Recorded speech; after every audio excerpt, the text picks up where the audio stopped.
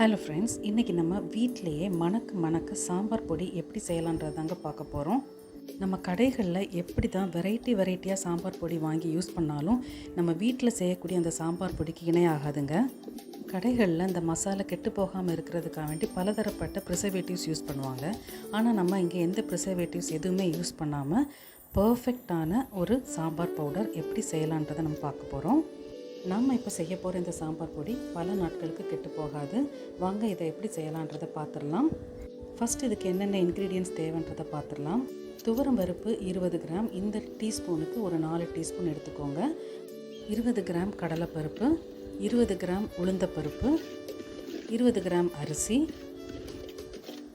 10 gram ஜீரகம், 10 gram வெந்தயம், 1 spoon காயப்பொடி, 2 spoon மஞ்சள் பொடி, 150 கிராம் முழு கொத்தமல்லி, 100 கிராம் காய்ந்த மிளகாய்.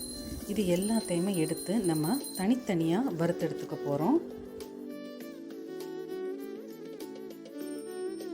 ஃபஸ்ட்டு ஒரு கடாயை சூடாக்கிட்டு அதில் நம்ம இந்த கொத்தமல்லி விதையை சேர்த்துடலாம். இது நல்லா மொறுமொறுப்பாக வர்றது மாதிரி, அதாவது கோல்டன் ப்ரௌன் ஆகணும்.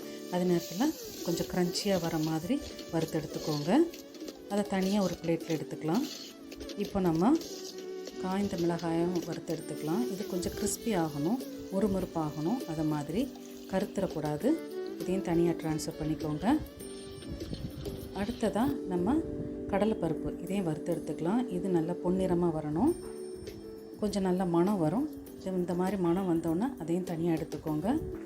இப்போ உளுந்தையும் கொஞ்சம் வறுத்துக்கோங்க. அது லைட் கோல்டன் ப்ரௌன் கலர் வரும், ப்ளஸ் கொஞ்சம் நல்ல மணம் வரும். அந்த டைமில் இதை தனியாக ட்ரான்ஸ்ஃபர் பண்ணிடலாம். அடுத்தது அரிசி. இந்த அரிசியை வறுத்து எடுக்க போது நமக்கு அந்த பொரி வரும் இல்லையா, அந்த மாதிரி மாறும் அந்த அரிசி. அந்த மாதிரி மாறின உடனே அதையும் நம்ம ட்ரான்ஸ்ஃபர் பண்ணிடலாம்.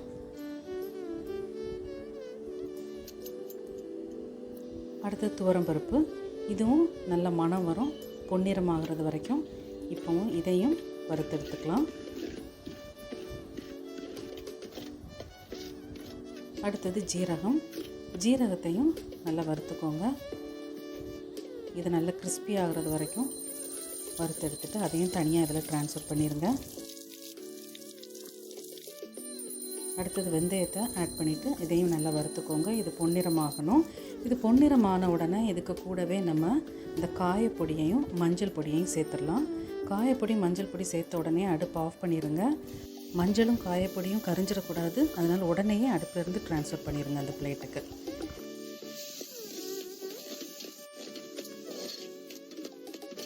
வறுத்தெடுத்த எல்லா இன்க்ரீடியன்ஸும் நல்லா ஆறட்டும்.